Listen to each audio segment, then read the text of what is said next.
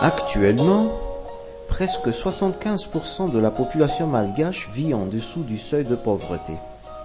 À cause d'un manque d'éducation, la majorité de cette catégorie de population, les plus souvent se trouvant dans les bidonvilles, sont sans emploi et tentent de trouver de petits boulots pour survivre. Mais comme ils n'arrivent plus à arrondir les fins des mois, ils cherchent d'autres activités qui leur procurent facilement de l'argent, comme les jeux d'argent ou la mendicité.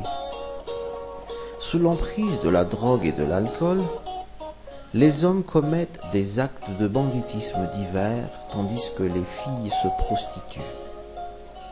Malgré la dureté de la vie, ces gens rêvent de s'en sortir, mais aucune infrastructure sociale ne leur vient en aide. C'est pour répondre à cette attente qu'on a fondé l'association Œuvre du Bon Samaritain, OBS, en 2009, qui a pour objectif principal la réinsertion sociale et professionnelle des populations marginalisées.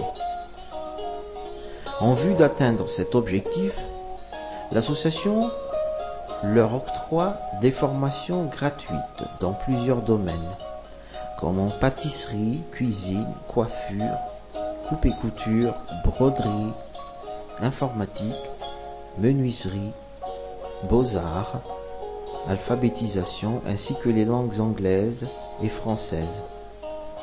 L'esprit ne pouvant pas être dissocié de l'être humain, une formation à l'évangile est aussi organisée au sein de l'association. Le financement de ces actions sociales provient des mêmes types de formations, mais payant pour tout public. L'association OBS dispose de 3 locaux situés dans 3 quartiers différents. Le premier, qui se trouve à Nalamaït, au sein du siège social de l'association, comporte 2 salles destinées à la formation en pâtisserie et cuisine, linguistique et un atelier de coiffure. Outre les 7 membres de bureau, 12 personnes y travaillent bénévolement, dont un directeur de centre, une secrétaire et son suppléant, 4 coiffeurs, 2 formateurs linguistiques, 2 formateurs en pâtisserie et cuisine et un consultant en formation. Le deuxième local, loué par l'association et qui se trouve à Saboutsinamir, comporte un bureau, un snack et un atelier de coiffure pour les pratiques, ainsi que 2 salles de formation en informatique, langue, coupe et couture. 13 personnes y travaillent de façon bénévole, dont une secrétaire et son suppléant, 2 cuisiniers, 2 serveurs, 4 coiffeurs, un formateur en coupe et couture, 2 formateurs linguistiques. Le troisième local est une grande salle que le Fukuntani 3G Hangar Antomanding a provisoirement mise à la disposition de l'association tous les matins, moyennant d'une participation mensuelle symbolique et exclusivement destinée à la formation linguistique. 2 bénévoles y travaillent comme secrétaires et formateurs linguistiques. Pour pouvoir offrir de meilleurs services, l'association OBS a besoin d'améliorer ses infrastructures immobilières et matérielles.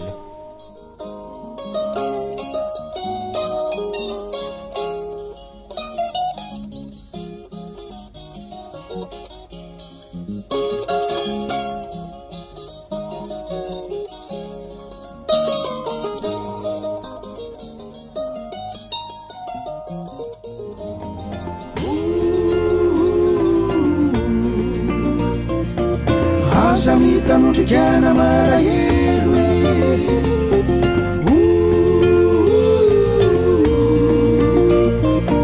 Mitraka fafaonirano masona hoe fafaonirano maso fafaonirano maso fafaonirano maso Zamita no rikiana marahelo fafaonirano